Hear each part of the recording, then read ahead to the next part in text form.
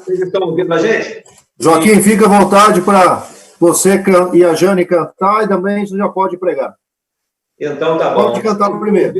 Estão ouvindo a gente alto e claro aí? Tá tudo tranquilo? Sim. Então tá bom. Vamos cantar uma música?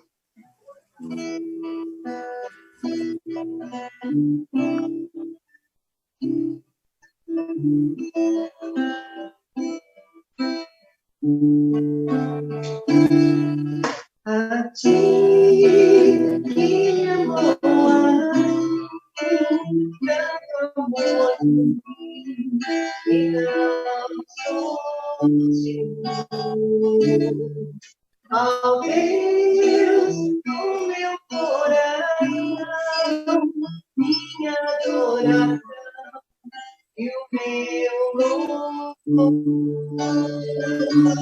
A ti, Senhor, minha gratidão. A ti, Senhor, entrego meu viver.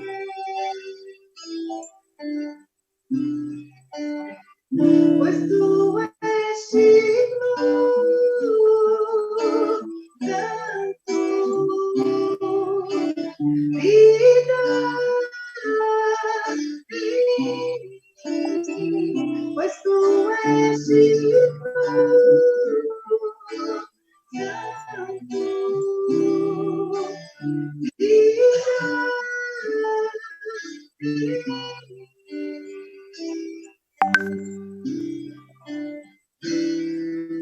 a ti, filho, amor, assim, tanto amor por mim, que não sou digno, ao Deus do meu coração, minha adoração e o meu louvor.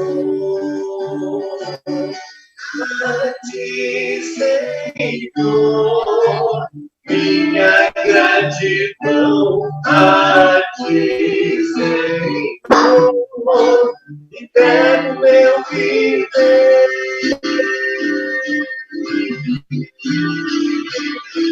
Pois tu és digno, santo, vida em mim, pois tu és digno, santo, vida em mim.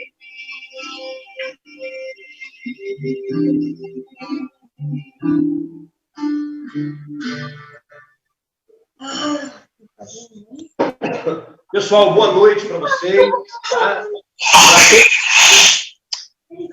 Eu não sei quantas pessoas elas vão estar com a gente hoje à noite, mas eu convidei gente pra caramba. Eu passei um tempão mandando o link da reunião para que houvesse muita gente conosco, né? Então eu não tenho acesso, depois o Jair vai dar uma olhada, mas eu já vi várias pessoas que eu convidei que estão com a gente. E a gente queria agradecer muito a participação de todo mundo.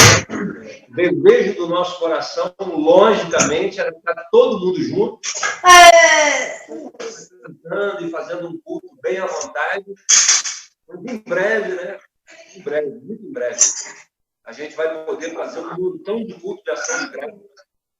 E vamos continuar usando esse veículo aí para a gente levar as nossas reuniões, as nossas mensagens, o Evangelho de Jesus Cristo para as pessoas que não podem ou não têm muito costume de reunir com a gente, para, como disse o meu irmão Aguimar, lá de Jardim Peri, a gente vai começar a cativar as pessoas com a palavra, né?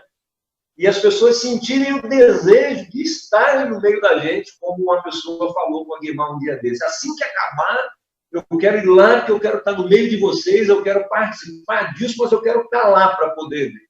Tá bom? Nessa noite, nesses tempos aparentemente de crise, né, para muita gente, para muita gente é mesmo, é fato, eu não posso deixar de de não lembrar dos nossos irmãos há cerca de 2000 anos atrás, né?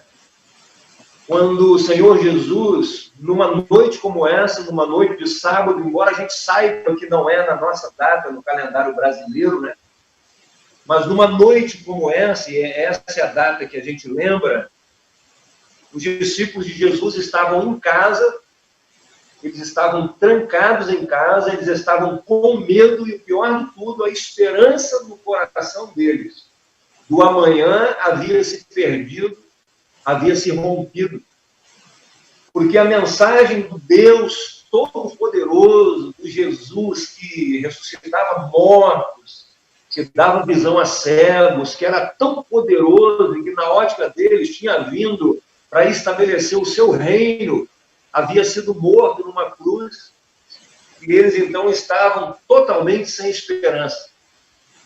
E na noite, na madrugada seguinte, eles tiveram a comprovação de que tudo aquilo que Jesus havia falado para eles era verdade, e eles saíram e acordaram daquele dia em diante, inclusive com a disposição de morrerem pelo Senhor Jesus. Né? Eles perderam o medo. O pessoal que estava voltando, né, lá para Emaús, que eles disseram assim, nós pensávamos que ele era o Jesus, o Salvador, o Messias, de fato, que a gente estava esperando, mas olha, até agora nada, né? E logo, logo, eles irrompem na alegria para saírem de dentro das suas casas e morrerem, inclusive, tamanha era a certeza que eles tinham que Deus era o Deus que daria vitória para eles. Né? Um sábio, ele escreveu uma certa vez uma coisa, e esse sábio é um homem contemporâneo nosso, que é um pregador lá do Amazonas, e ele disse o seguinte, que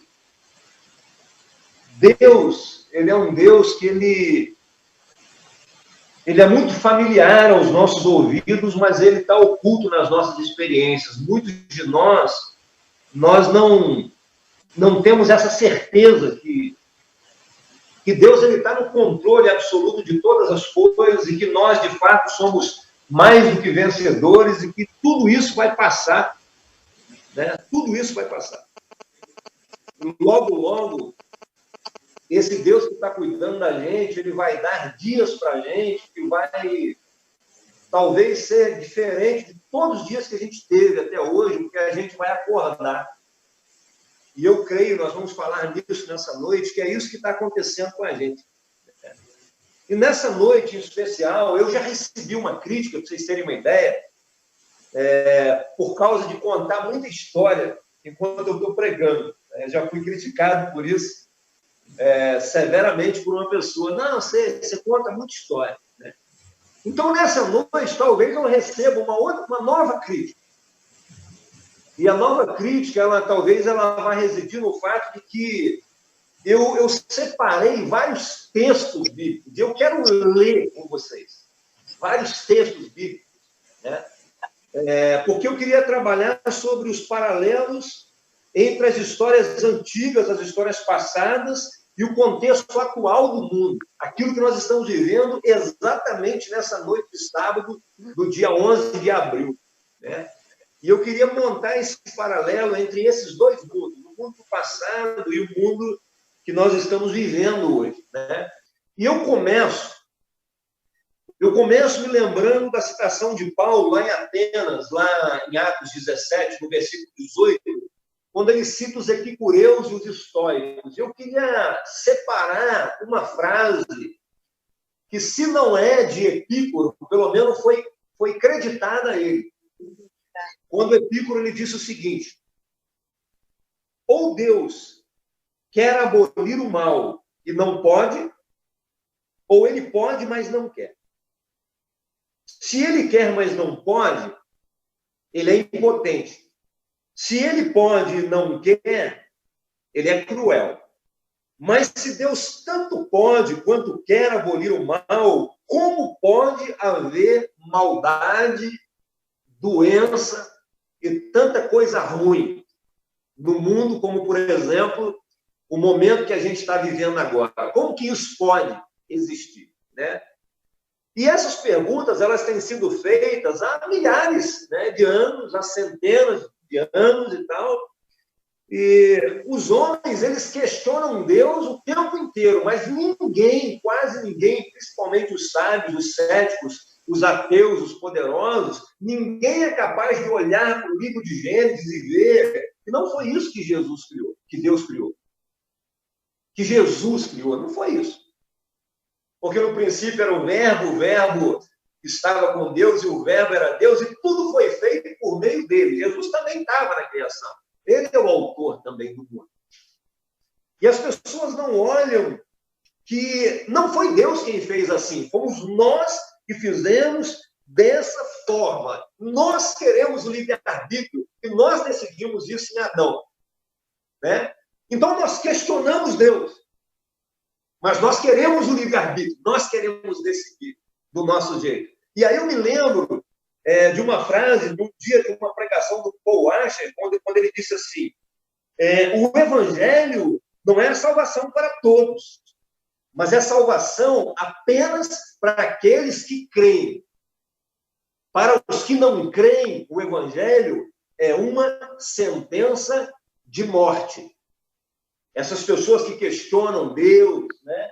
É muito interessante, nós estamos vivendo um momento de pandemia mundial em que raríssimas autoridades citam o nome de Deus. Raríssimas autoridades. Agora, montando um paralelo entre os mundos antigos e o mundo atual, e todos os questionamentos que têm sido feitos, e eu não vou entrar no mérito, porque eu já falei muito a respeito dessas coisas nessa semana, mas nessa noite eu quero falar com a gente, para a gente, será que nós, como igreja, nós estamos linkados no Deus que está controlando todas essas coisas? Será que nós estamos dentro da nossa casa, apesar dos pesares, e nós estamos descansados de que tem um Deus, e Ele é extraordinário, Ele é maravilhoso, Ele é mais do que superlativo, Ele é inimaginável, inatingível, inalcançável. Será que a gente já entendeu que esse Deus, para Ele, tudo isso aqui é menos do que nada, então Ele está no poder absoluto de todas as coisas, né? E nessa noite, citando a palavra de Deus, eu queria falar a respeito de pouquíssimas coisas. A primeira delas, e a gente vai ler a Bíblia, é a gente entender que nada disso que está acontecendo conosco hoje, nada disso é novo. Nada é novo. Nada. Quer ver? Vamos voltar cerca de 2.500 anos atrás, e eu vou ler para vocês Jeremias, profeta Jeremias, capítulo 5, verso 30 e verso 31, quando a Bíblia diz assim, uma coisa espantosa, horrível acontece nessa terra. Os profetas profetizam mentiras, os sacerdotes governam por sua própria autoridade e o meu povo gosta dessas coisas. Aí eu vou lá para Isaías, capítulo 5, versículo 20. Dá uma isso para mim. Ai dos que chamam ao mal bem e ao bem mal, que fazem das trevas luz e das luz trevas, do amargo doce e do doce amargo. Ai dos que são sábios aos seus próprios olhos e inteligentes em sua própria opinião, dos que por suborno absolvem o culpado, mas negam justiça ao inocente. Por tudo isso, preste atenção que coisa interessante, por tudo isso, a ira do Senhor acendeu-se contra o seu povo e se levantou a sua mão para os ferir. Ele levantou a sua mão para os ferir. Os montes tremeram e os seus cadáveres estão como lixo nas ruas. Miqueias 7:3, o profeta diz assim, com as mãos prontas para fazer o mal, o governante exige presentes, o juiz aceita suborno, os poderosos impõem o que querem. Todos tramam em conjunto. Todos tramam em conjunto, né? Eu olho para essas coisas aqui e acho muitíssimo interessante, né? Porque eu continuo lendo em segundo Crônicas, no capítulo 19, no verso 6 e 7, quando Deus diz assim: considerem atentamente aquilo que fazem, pois vocês não estão julgando para o homem, mas para o Senhor, que estará com vocês sempre que derem um veredito.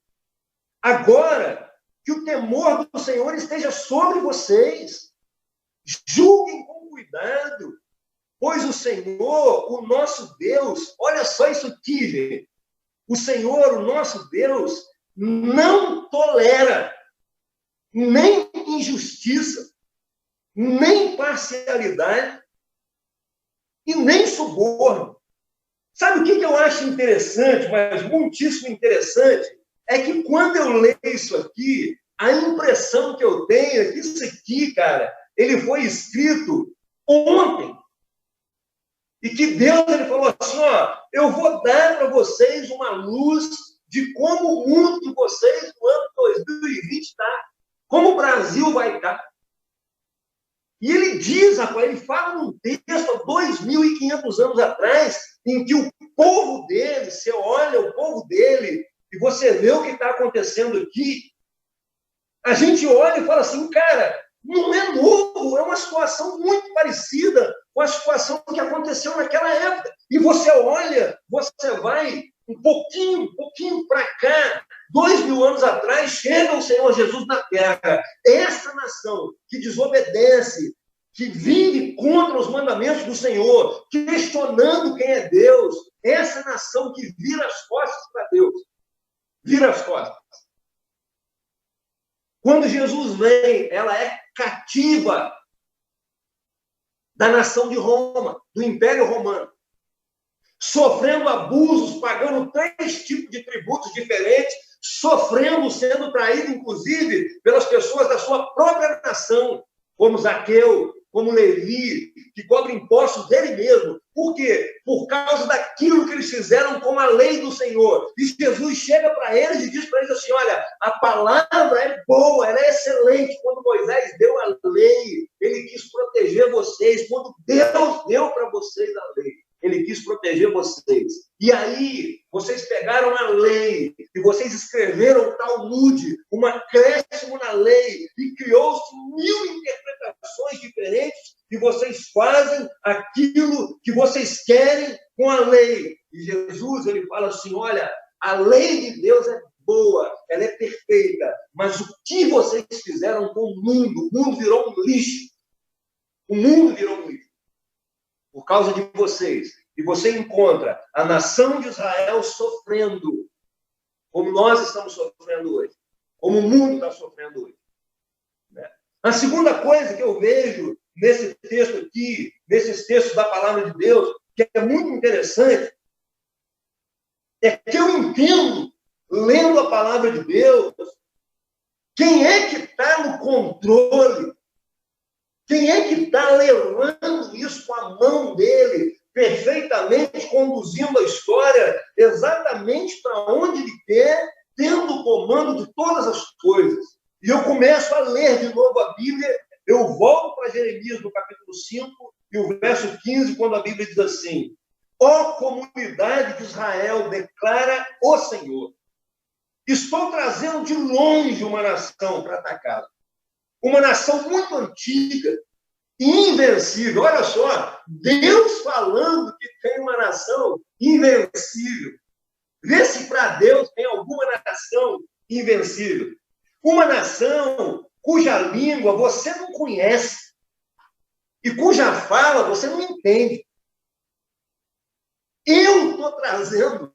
Olha só o que Deus está escrevendo em Jeremias 5,15. Eu estou fazendo, eu estou trazendo. Jeremias 25, verso 9. Interessante, cara, que Deus, apesar dele falar assim, olha, eu estou trazendo para vocês o infortúnio, o sofrimento, a dor. Sabe o que Deus faz? Deus leva eles lá no capítulo 18 de Jeremias. Leva eles na casa do oleiro. E ele mostra um vaso quebrando na mão do oleiro, enquanto o oleiro fazia o vaso. E ele fala para eles assim, está vendo? Eu posso recomeçar a história de vocês. Eu posso dar para vocês uma vida que vocês nunca tenham esse tipo de sofrimento. E sabe o que acontece no final do capítulo 18? A Bíblia diz assim: eles disseram ao Senhor, nós não queremos a tua interferência. Não queremos. Olha só. Jeremias, capítulo 25, verso 9. A Bíblia diz assim: convocarei todos os povos do norte. Observe essa expressão. E o meu servo, Nabucodonosor, rei da Babilônia, declara o Senhor, e os trarei para atacar essa terra, os seus habitantes de todas as nações ao redor. Primeira pessoa, de novo no singular, aqui, olha, pronome, eu os destruirei completamente e os farei um objeto de pavor e de zombaria e uma ruína permanente. Babilônia. Sabe o que quer dizer Babilônia? Grande confusão. O nome vem de Babel. E Jeremias, capítulo 27, verso 6, a Bíblia fala assim: agora sou eu mesmo, Deus dizendo, eu mesmo, que entrego todas essas nações nas mãos do meu servo, Nabucodonosor, rei da Babilônia, rei da confusão. Jeremias 25. Olha que coisa triste, gente. Versículo 10. Darei fim às vozes de júbilo e de alegria. As vozes do noivo e da noiva. Ao som do moinho. Sabe, não vai ter casamento mais. Ao som do moinho. Não vai ter mais trabalho. À luz das candeias, as pessoas não vão poder estar junto mais festejando. Essa semana passada, nós tínhamos um casamento aqui do Edu e da Carol, da igreja de Jardim Peri. Todo mundo na maior expectativa. O casamento teve que ir para outubro, se Deus permitir. Sabe por quê? Nós não podemos fazer festa mais. Toda essa terra, versículo 11 do capítulo 25 de Jeremias, se tornará uma ruína desolada, e essas nações estarão sujeitas ao rei da Babilônia 70 anos. Naquele dia, versículo 33, os mortos pelo Senhor, estarão em todo lugar, de um lado ao outro da terra. Ninguém pranteará por eles, e não serão recolhidos e sepultados, mas servirão de esterco sobre o solo. Esses dias, essa semana, eu ouvi uma notícia de que lá no Equador, em Guayaquil, as famílias não queriam sepultar os seus mortos, porque elas estavam com medo. E eu olho essa história de Israel, eu olho a nossa história, eu olho para o Brasil, a zombaria que é feita do povo de Deus, inclusive em Brasília, e eu leio 2 Crônicas, capítulo 36, verso 17. O Senhor enviou contra eles o rei da Babilônia, que no santuário matou os seus jovens à espada, não poupou nem rapazes, nem moças, nem adultos, nem velhos. Deus entregou todos eles nas mãos de Nabucodonosor. E sabe o que a Bíblia fala? A Bíblia fala que Deus chama Nabucodonosor de meu servo. Sabe quantos anos depois Nabucodonosor se converte para escrever o capítulo 4 do livro de Daniel? 35 anos depois.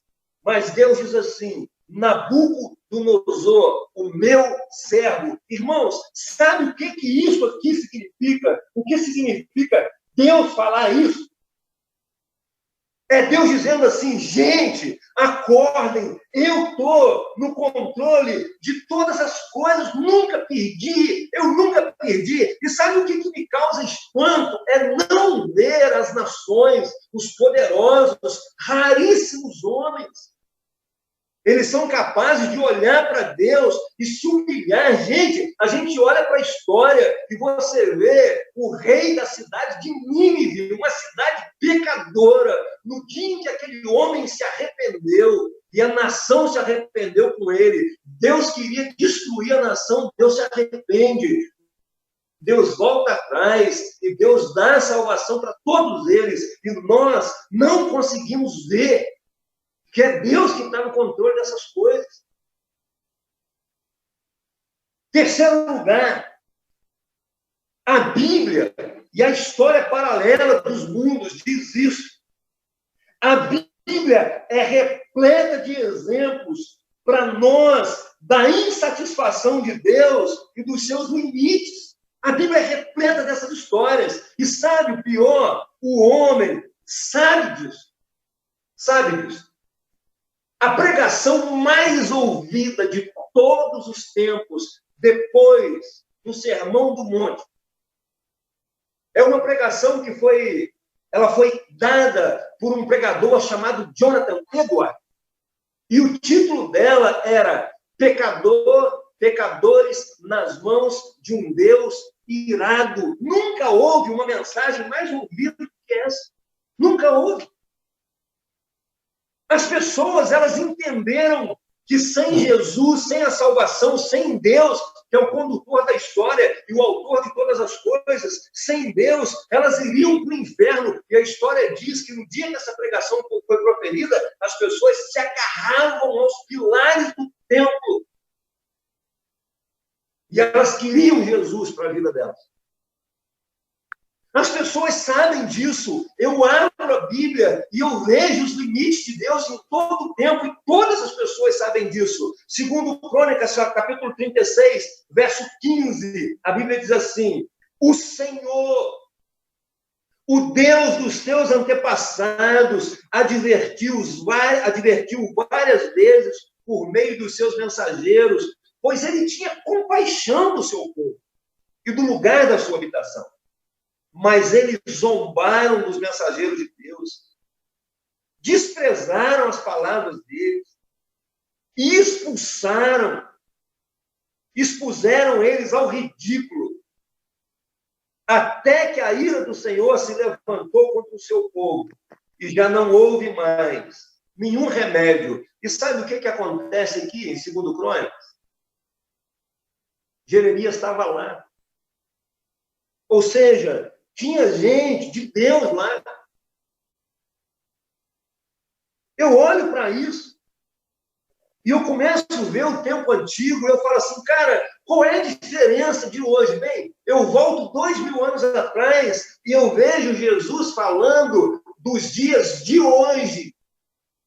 E Jesus, ele abre a boca dele em Mateus 24, verso 37 e 39, Jesus fala sobre mim, sobre você, ele fala sobre nós. E ele diz o seguinte: o dia da volta de Jesus, ninguém sabe. Ninguém sabe. Como foi nos dias de Noé, assim será também no dia da vinda do Filho do Homem. Pois nos dias anteriores ao dilúvio, cara, 4.400 anos atrás. Olha só a história, como se parece com a nossa. 4.400 anos atrás, nos dias anteriores ao dilúvio, o povo vivia comendo e bebendo, casando e dando-se em casamento, até o dia em que Noé entrou na arca, e eles não perceberam. Eles não perceberam. Até que veio o dilúvio e os levou a todos. E Jesus diz assim: assim será também nos dias da vinda do Filho do Homem. Ou seja, pode ser hoje. Pode ser hoje. E eu gosto muito do texto de Ló. E o texto de Ló é praticamente junto, né? Um pouco depois, né? Alguns anos depois, talvez, sei lá, 3.500 anos, a Bíblia fala assim: nos dias de Ló, Lucas 17, o povo estava comendo e bebendo, comprando e vendendo, plantando e construindo, né? E eu olho para isso aqui, eu queria vir para o mundo de hoje e eu queria falar só sobre o lícito. Só sobre o lícito. Aquilo que nós podemos fazer, comprando e vendendo, comendo e bebendo, plantando e construindo. Eu não quero tocar, por exemplo, nos dias de Noé e nos dias de Ló, na violência, na imoralidade sexual e no desprezo a Deus, porque eu poderia olhar para isso e falar assim, cara, é os dias que a gente está vivendo. Você prega, ninguém acredita, ninguém se converte, todo mundo questiona Deus, o Brasil está lotado, os templos estão lotados, as pessoas estão barganhando com Deus, querendo bênçãos, carro, casa, saúde, mas ninguém tem coragem de dar a vida para o Senhor e dizer assim, eu vou viver para o Senhor. Então eu queria falar só sobre o Ulisses. E olhar para nós, para nossa casa. Esse comer e beber, esse comprar e vender, esse plantar e construir. E aqui eu falo de nós como igreja. Parece que Deus está vivendo nos nossos restos, gente. Do tempo que sobra. Nós estamos tão ocupados com o mundo, é só se olhar para nós, a gente está tão ocupado, o mundo está correndo tanto, que pouquíssimas pessoas se lembram de Deus, e eu olho para esses textos, e eu olho para o tempo passado, e eu, sinceramente, cara, quando isso aconteceu, eu me fiz uma pergunta. Porque, para mim, Joaquim, e é uma coisa muito particular minha, a taça, o cálice de Deus, ele estava faltando uma gota, para ele transbordar. E Deus, ele poderia chegar aqui, como ele fez em várias vezes no mundo, lá em Israel, em Ló, em Noé, no deserto com o povo, lá no ano 70, quando Tito e Vespasiano invadem lá Jerusalém, ele podia falar assim, olha, basta, chega, e ele acabar com todo mundo. Mas Deus é tão misericordioso. E tem uma igreja nessa terra. Tem um povo aqui que eu sei que esse povo ama Deus. E Deus olha para esse povo e fala assim, olha, por causa de vocês, eu ainda não vou fazer isso.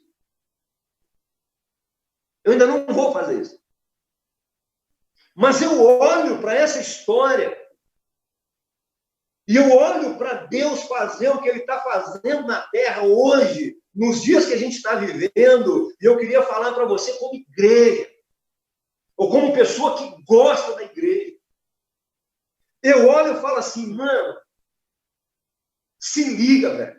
Acorda, sabe por quê? Porque olhando para isso aqui, eu vejo, e é quarto e último lugar, que em pouquíssimo tempo, isso que nós vemos hoje não existirá mais, e haverá um novo céu e uma nova terra. Isso aqui, velho, vai acabar. Vai acabar. Eu olho para 2 Pedro, capítulo 3, verso 10, Deus ele fala assim, olha, isso tudo que vocês veem, isso aqui está separado para o fogo. Isso vai acabar. E eu olho para 2 Pedro. E quando eu olho para 2 Pedro, eu olho para mim, eu olho para você e falo assim, cara, vocês já creram em Jesus como seu Salvador? Tomara que sim. Você tem segurança da sua salvação? Tomara que sim, velho. Se você for só um filho de crente, olha, fique esperto, acorda. Sabe por quê? Porque eu leio isso aqui. E 2 Pedro, capítulo 3, verso 13, fala assim, todavia, de acordo com a sua promessa, nós esperamos novos céus e nova terra, onde habita a justiça, onde os juízes não aceitam suborno, onde eles soltam gente culpada, mas não julgam gente inocente por não ter dinheiro. E eu leio no verso 14, portanto, amados, enquanto esperam essas coisas, empenhem-se para serem encontrados em paz, imaculados e inculpáveis. Ou seja, Deus está dizendo assim, que esse pequeno juízo que eu estou exercendo sobre a terra nesse momento não seja por sua causa, Joaquim.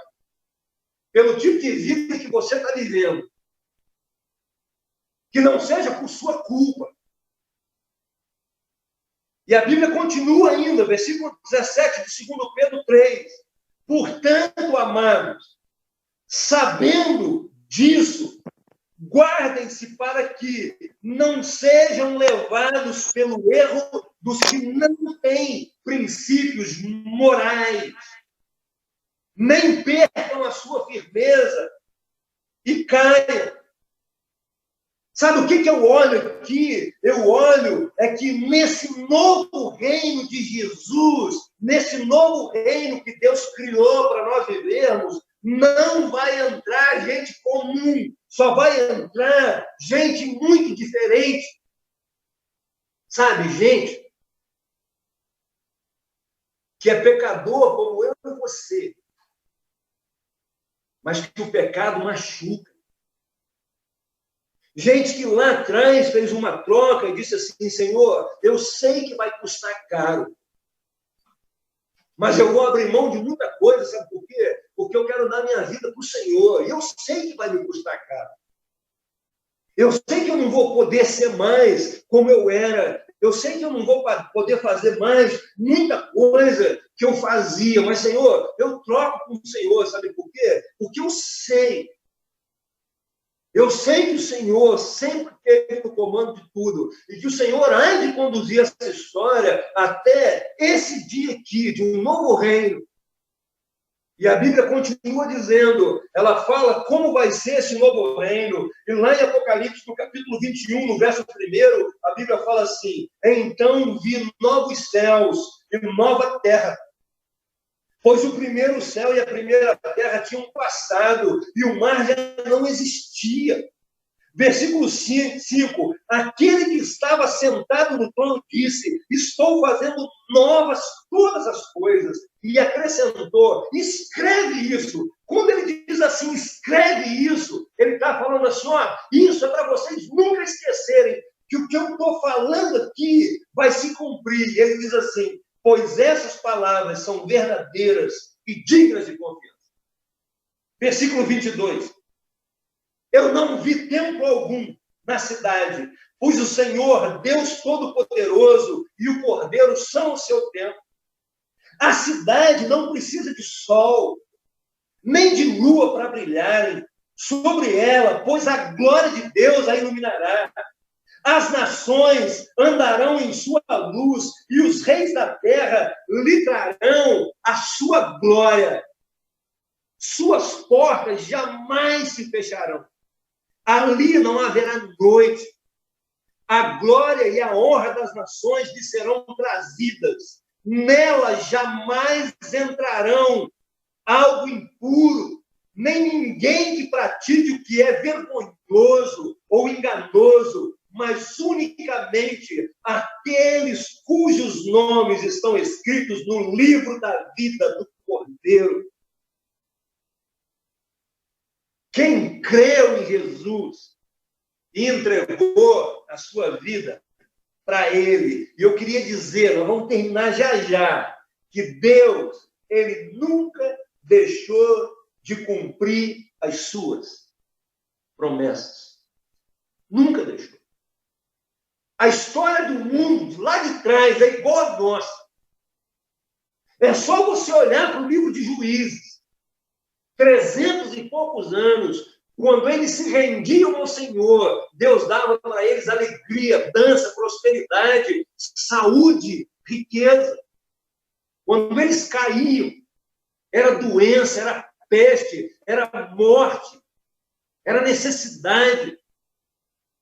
Cara, é só a gente olhar para o nosso mundo, e a gente olhando para o nosso mundo, a gente vê que se Deus não destruiu esse mundo ainda, se Jesus não voltou, a única explicação disso é graça e misericórdia, porque Ele tem todos os motivos do mundo para destruir essa nação. Uma certa vez, cara, e eu falo isso, talvez eu nem deveria falar isso, mas eu fui num lugar, um camarada, ele cantou uma música, ele disse o seguinte: feliz é a nação cujo Deus é o Senhor,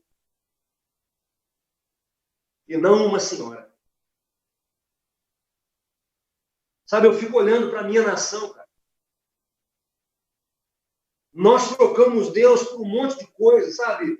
A própria igreja está tão distraída, comprando e vendendo, comendo e bebendo, plantando e construindo, correndo atrás da nossa vida, gente. Será que não falta nada? Será que Deus não está dando para nós um alerta para a gente olhar e falar assim, olha, Deus está dando o maior alerta que Ele já deu para nós na nossa vida, sabe? Deus, Ele não mexeu com o Brasil, Deus, Ele resolveu mexer com o mundo todo para dizer assim, igreja, corre.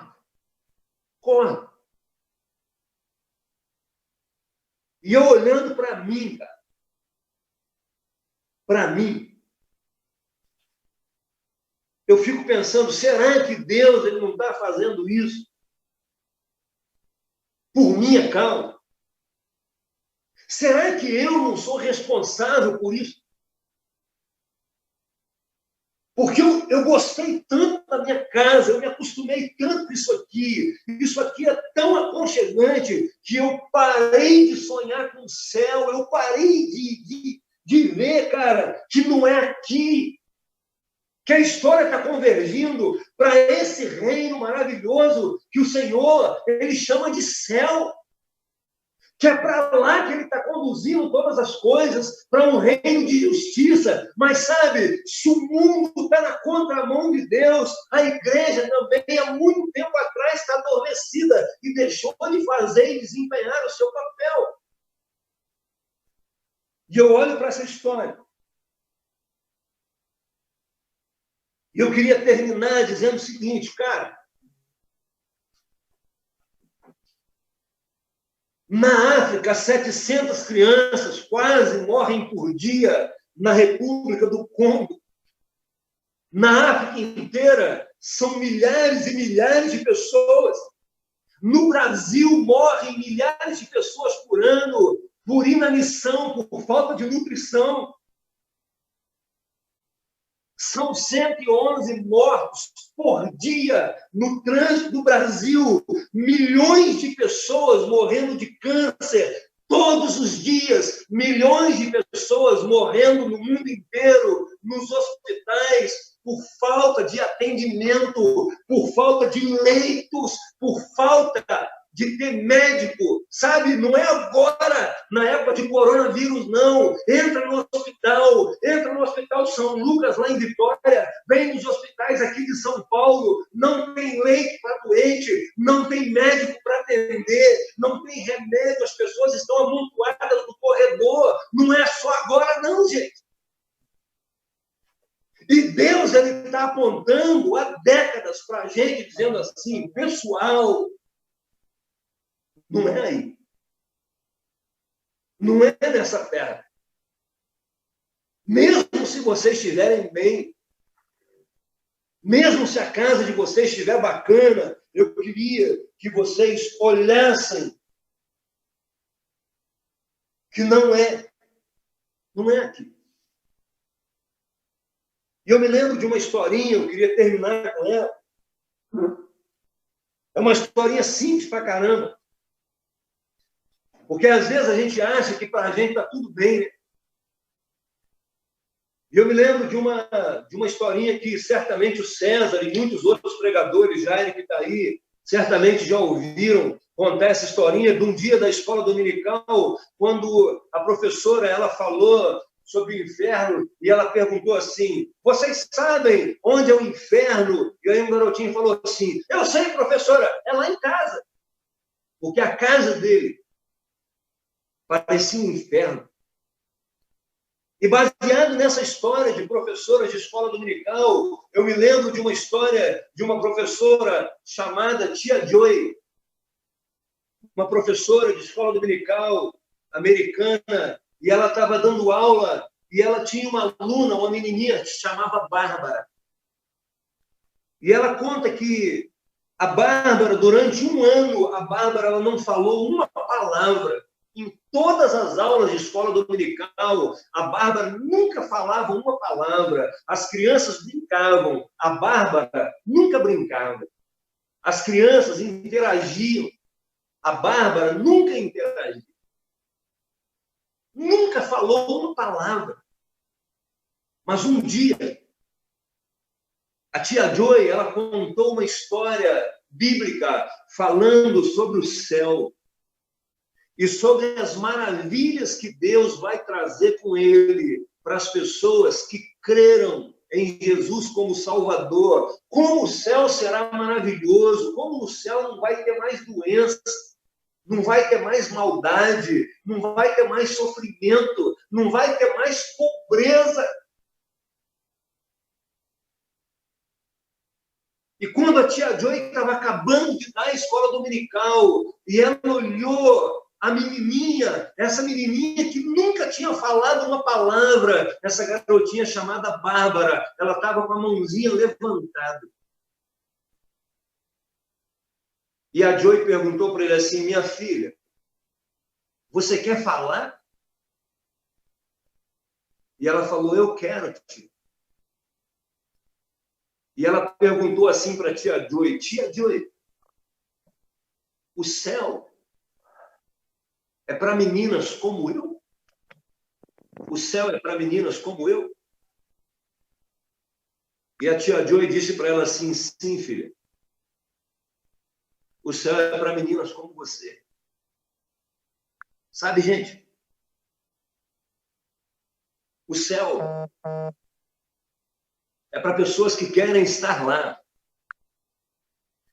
É para pessoas que entenderam que o nosso mundo não é aqui, não é por causa de um coronavírus, não. É por causa da nossa vida, do jeito que a gente está levando. E eu queria dizer para vocês, Deus, Ele está dando para nós, igreja, uma oportunidade de ouro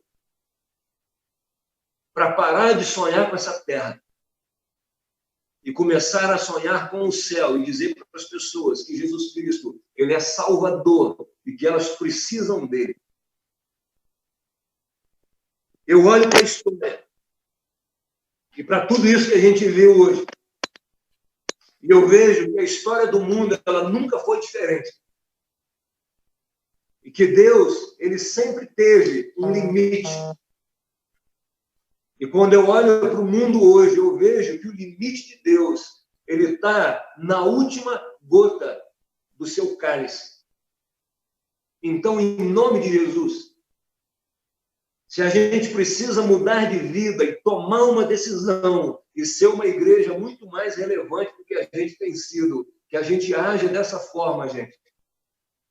Porque olhando para tudo, e eu sei que vocês estão aí, vocês sabem disso, nós não temos mais muito tempo.